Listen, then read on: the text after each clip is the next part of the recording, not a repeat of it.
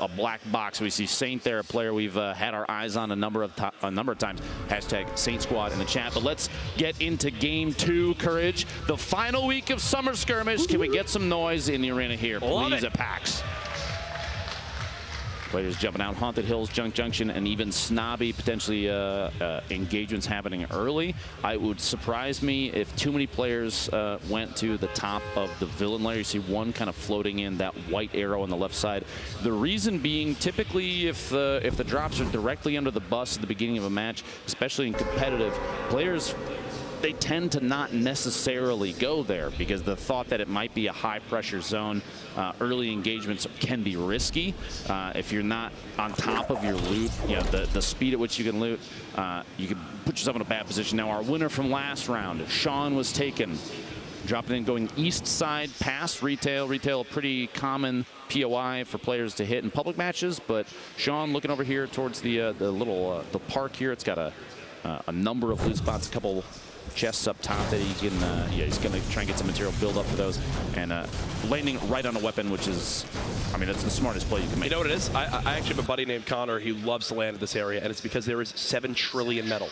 Oh yeah, literally every single one of those. Like, look at all the RVs that he's, you know, got the ability to just break on down. He's got someone actually pretty close by.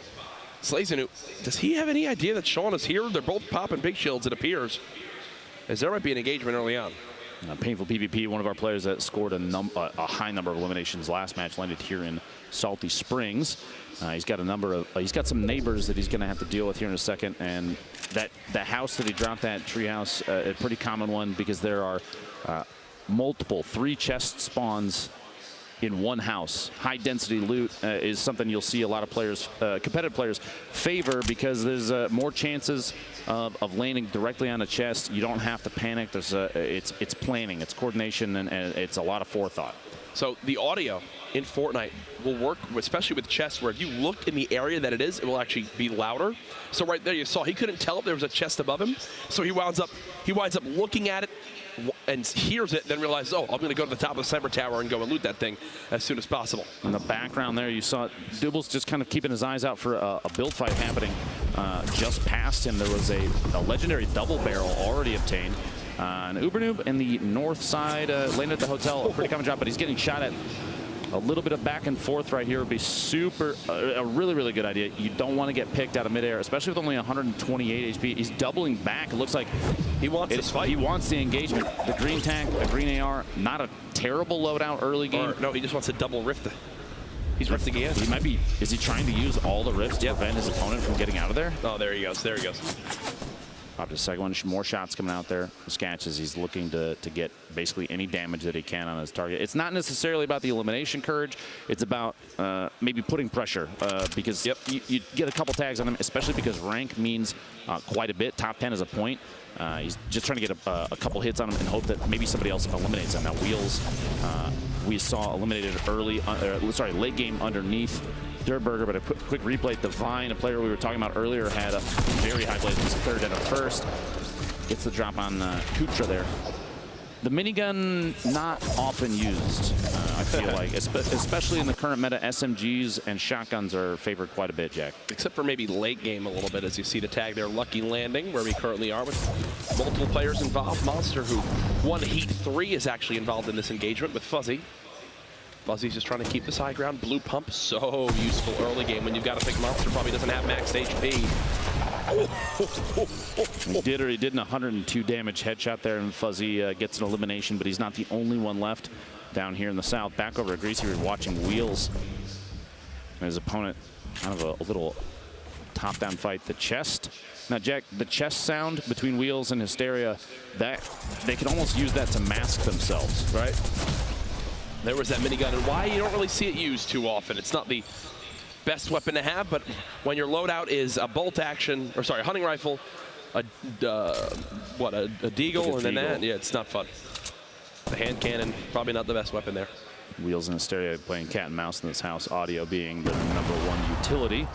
Hysteria making as much noise as he can with the C4, trying to put some lines of sight between him and Wheels, see if he can get the elimination, catch him off guard. He was looking down underneath. Feels for the doors.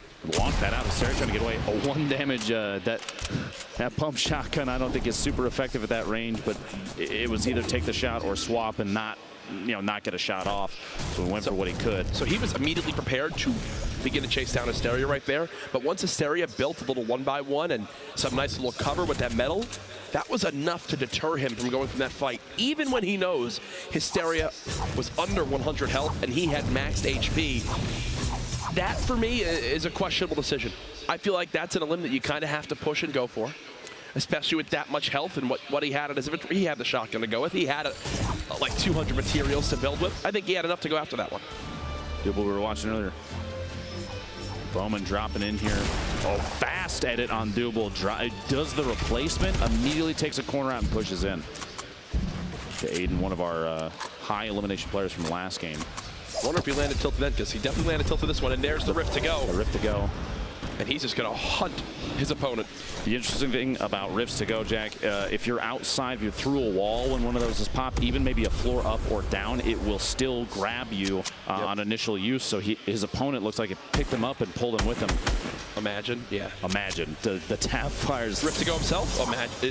Imagine again if he opened a Rift right there from the portal. But Wish, player we've seen a lot of. Challenging someone up close. Gets really accurate AR shots, gray or not. The accuracy made every difference there. The 30 damage shots, he had 4 body shots on him, and that was all she wrote. Aiden back still here and tilted, taking shots on Alpha. This build fight, and there's that Rift to go. Grabbing both players, even though they weren't standing right on top of each other. The proximity of that you can even pull opponents out from inside of buildings. They land at the same time, and Aiden gets a quick elimination with a shotgun. Wow. Impressive stuff. Dr. David. His opponent's going to use a Rift to go just in front of him, and now he'll follow it on up. As he's just trying to spot where did this guy run to. Typically, if you're seeing someone use a Rift to go in that scenario, they're playing it as like a, hey, I need to get out of here. It's like a defensive, I've got to leave this fight. I'm not in a good spot.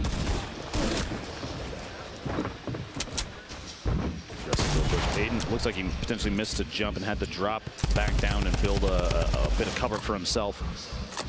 Sorry, Cat's Toss, my apologies, got the names backwards there. Aiden, the one with the top-down view, pushing and getting as much damage, and every little bit counts. And he gains knowledge even from just hitting one time, because you can see whether or not the damage is white or blue will tell you whether or not the opponent has shield or if they're down to just HP, and that can make the difference between an aggressive push or maybe slow playing a little bit. And if you're wondering how, and look at this from Aiden. Look at this from Aiden. Jump shot, swamping. This should be a quick little cleanup here for him, you'd think. Here's the minions getting popped. He's going to force this, wanting to make sure his opponent cannot heal through the aggression he's putting on. The drum gun, this 50-bullet clip is so good. Yes, the reload's a little bit longer, but it is so worth it in these spots. He can't get out. It seems he's trapped. Aiden, can he finish the elim? There it is. That 52 damage headshot. Another point earned. This is why even the green drum gun right now is one of the most powerful and 100%. most utilized weapons, because up close, when you're at the point where there's no damage drop-off, a 52 damage headshot takes an opponent out 50 in bullet clip. 4 hits. 4, if you hit all headshots, and that's incredibly fast. It's pretty good. I'm being honest with you. I think that's the understatement of the century. Getting super accurate shots there from that green suppressed SMG, but the stink grenade, Logan having to back out. He's got one on him as well. Very low HP, stuck. Look at this zone. The edge.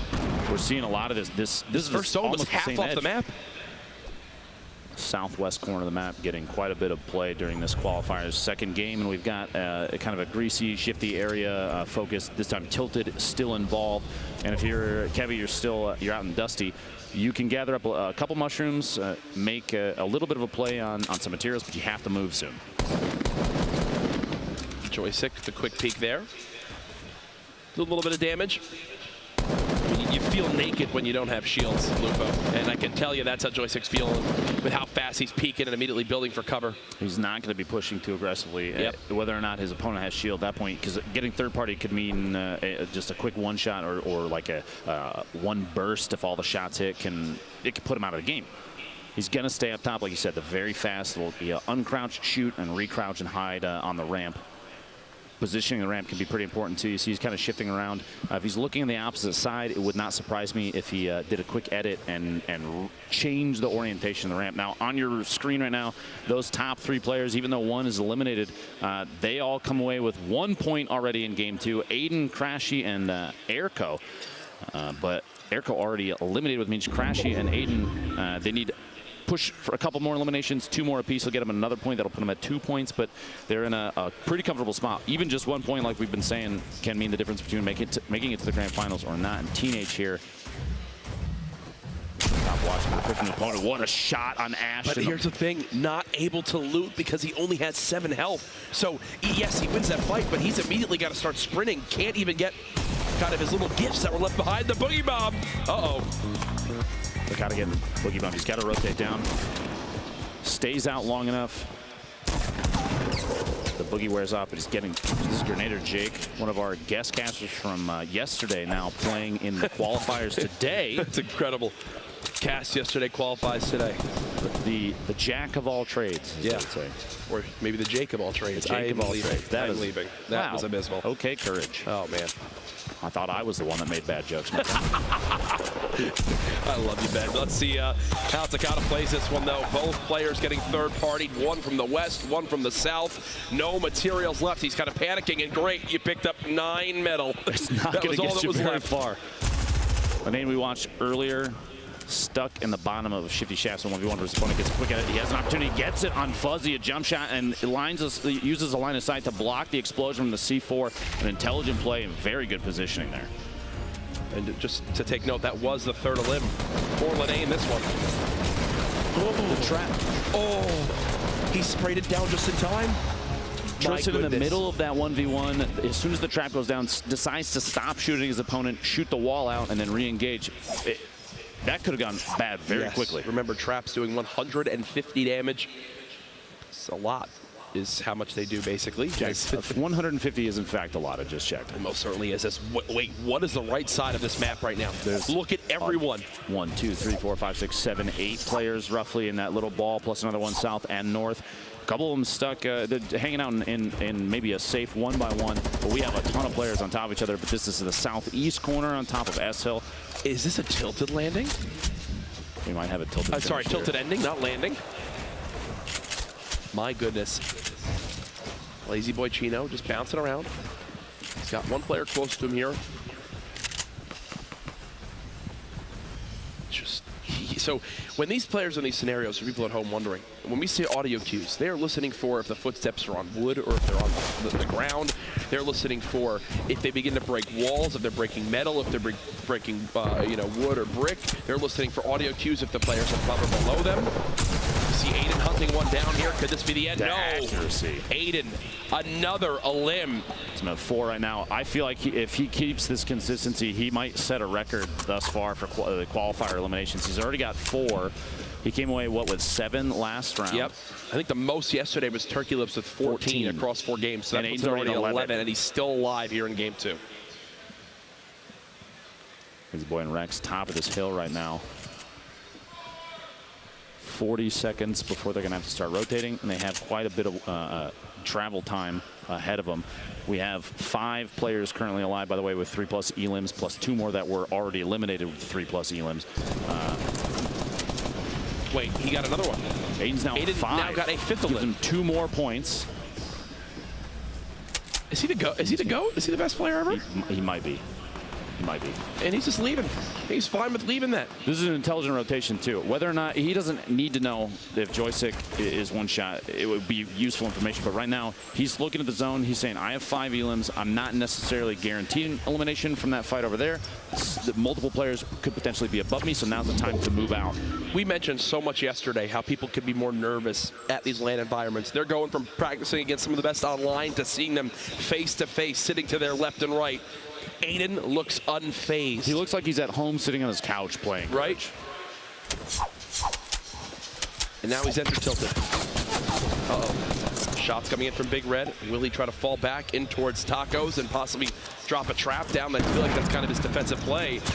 You heard the C4 bounce, maybe potentially gets the tree or another surface over there. An earlier push, an earlier toss of the C4. I thought that's what he would do. Stay inside, bandage. He's got multiple med kits, which is perfect.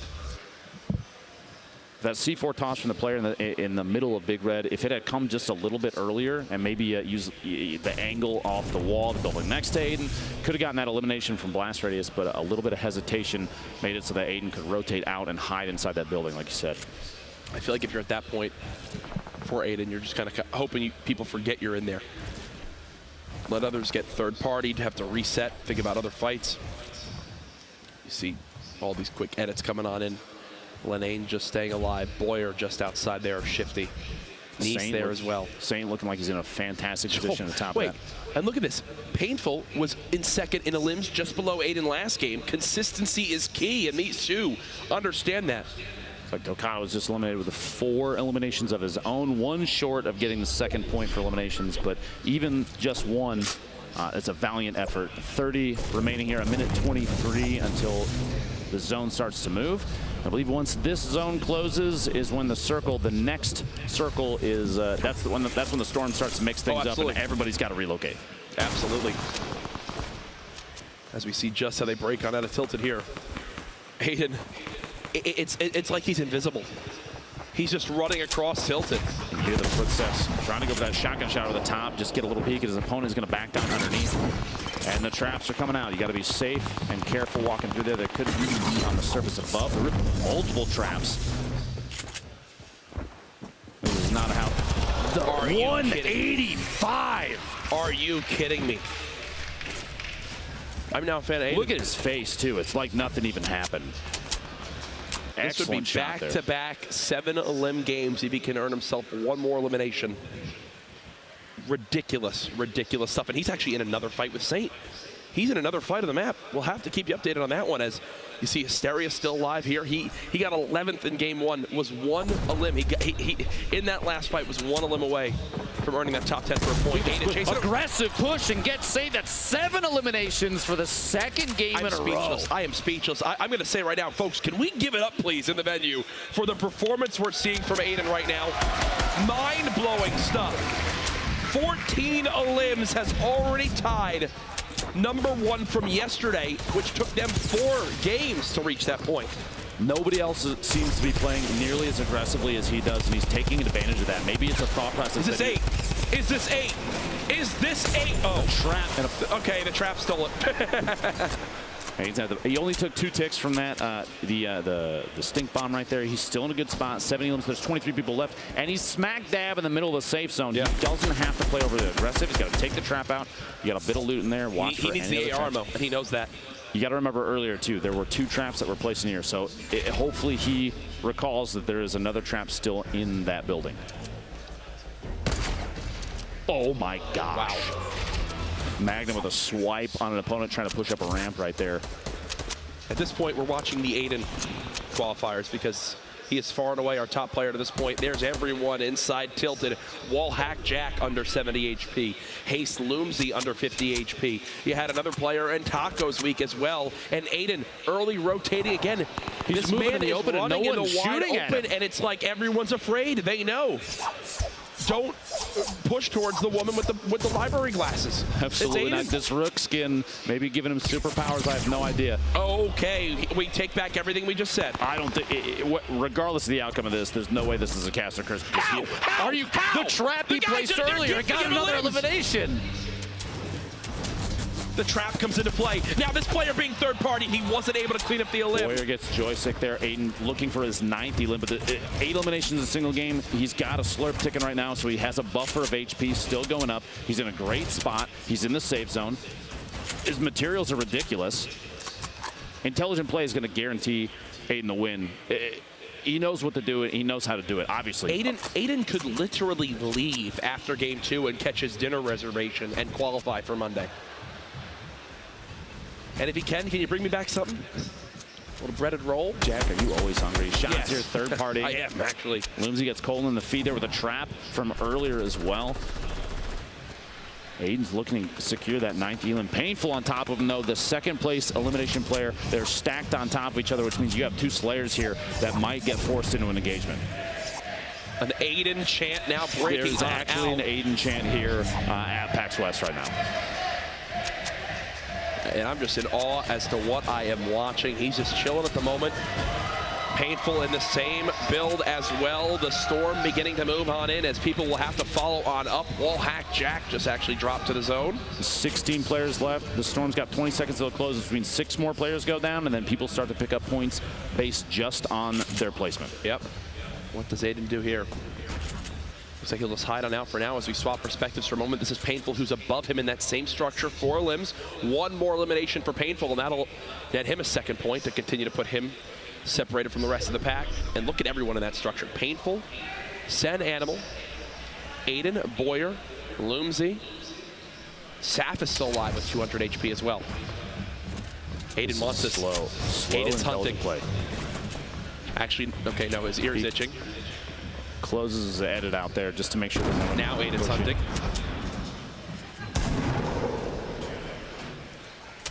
And what the theme I keep seeing, Lupo, is he is absolutely the first to just charge on up and move to the best positioning for the next zone early on. I can't tell if it's just an incredible amount of confidence and knowledge that other players are rotating slowly, or if it's so gutsy. Shots coming from above. He's getting third party, maybe even fourth party, 50 HP remaining. He's got to defend with this turbo build as fast as he can. He's trying to edit out. He went for the edit to back out. 8 eliminations. Even more than the first game, Jack. Nobody else is putting up numbers like that except for him right now. Yeah, nobody. PvP doing an excellent job of his own, though. 15 left. He's got 4 of his own. Gets rocketed by Lenane. Caught off guard. I shouldn't have said a thing, but Lenane making an intelligent play there and saw him from above. Lenane, look at everyone having to move through that zone right now. Lenane is in a brilliant position to spray on down. Look at all the layers being built, and he says, you know what? I got to catch up with these. Rockets in hand. It's time to throw out the explodes. 1 drops on in. Gonna collapse everyone to the floor as he continues to build above these players. 9 now left. Everyone's still alive. Just earned a point. Eliminates his teammate there. More pushing out forward. Only 6 left as Lenane continues to keep this high ground. The number of layers, the number of little chambers that are being built here. He needed the materials. He had to go for it. At one point in there, it looked like some players were even holding hands almost.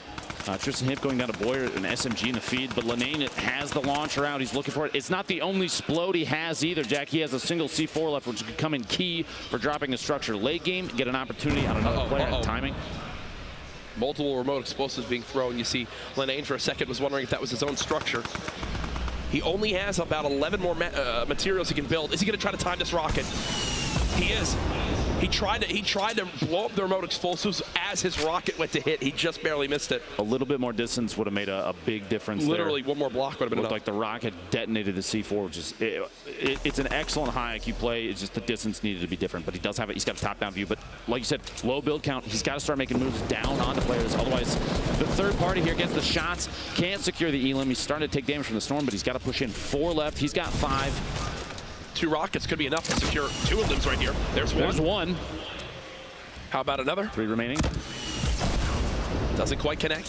3 players left. 6 elims right now for Lenane. Can he wind up securing maximum points with the 7 elim bonus and the Victory Royale bonus? That would be, I believe, our first 6-point game we've had yet this weekend.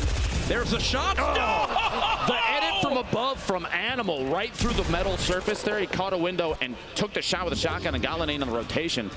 1v1 Animal. Animal building out up, and this earns him not only another point for potentially the Victory Royale, but if he gets the final elim, that puts him at 3 eliminations. He's got all he needs. I've got Animal as my favorite to win this game. Let's see if he can secure it here. 10 seconds left in the zone.